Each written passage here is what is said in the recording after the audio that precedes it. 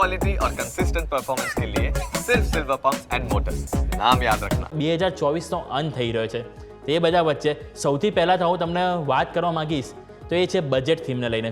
અને સ્વાભાવિક છે કે હવે નિયરેસ્ટ બજેટ આપણે થીમ હોય તો એ છે બજેટ, રાઈટ. હવે સૌ કોઈને એક ક્વેશ્ચન હોય છે કે હવે બજેટ જે આવી રહ્યું છે તેમાં શું શું ડિસિઝન આવી શકે, અને સ્વાભાવિક છે કે આપણે માર્કેટ ઉપર સીધા ઇમ્પેક્ટ કરી શકે છે. અત્યારે હાલ જોઈએ તો આપણે સર લાસ્ટ એક મહિનામાં ઘણા મીમ પણ આપણે જોવા મળે છે કે લાઈક એક તો ખાસ કરીને પોપકોર્નનો લઈ લો કે પછી આપણે યુઝ કાર લઈ લો કે જે જીએસટી વધારવામાં આવી રહ્યા છે તો એ જે સતત જે જીએસટીમાં વધારો થઈ રહ્યો છે તો એને શું ક્યાંય ને ક્યાંય મિડલ ક્લાસને ઇમ્પેક્ટ કરી શકે છે.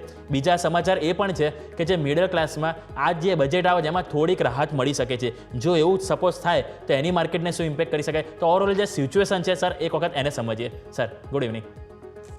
Good evening. સૌપ્રથમ આપણે વાત કરીએ તો માર્કેટમાં જે પ્રકારની સિચ્યુએશન બિલ્ડઅપ થઈ રહી છે અને બજેટમાં જે આ વખતે લોકોની એક્સપેક્ટેશન છે, તો આપણે એ પણ જાણવું જરૂરી છે કે લાસ્ટ ટાઈમ જે ગવર્મેન્ટ ઇલેક્શનમાં સીટ ગુમાવેલી હતી તેનું એક રીઝન હતું રૂરલ ઇકોનોમી. તો ગવર્મેન્ટ આ વખતે કન્ઝમ્પશનને ઉપર વધારે ફોકસ આપી શકે છે.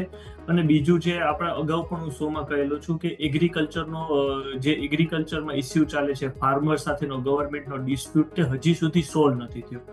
એટલે એક ગવર્મેન્ટ ફાર્મરને રિલીફ આપી શકે છે. અને બીજું કે જે તમે વાત કરી કે કન્ઝમ્પશન, તો ગવર્મેન્ટને રૂરલ ઇકોનોમીમાં કન્ઝમ્પશન વધારવું પડે એમ છે.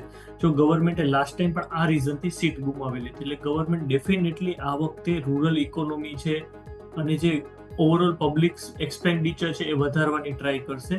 અને ડિફેન્સ સેક્ટરમાં કોઈ પણ પ્રકારના નવા ન્યૂઝની હું એક્સપેક્ટ નથી કરતો. કદાચ ડિફેન્સના કોઈ મહત્વની જાહેરાત ના કરી શકે. અને જે ચોથું જે મહત્વનું છે આપણું એનર્જી સેક્ટર છે કે જે પ્રમાણે ક્રૂડ ઓઇલના પ્રાઇસીસ આપણને હવે થોડા વધવાના ચાન્સીસ દેખાય છે આ લેવલે. પ્લસ જે પ્રમાણે આપણી એનર્જીની ડિમાન્ડ વધી છે એ પ્રમાણે ગવર્મેન્ટ એનર્જી સેક્ટર ઉપર પણ વધારે ફોકસ કરી શકે છે.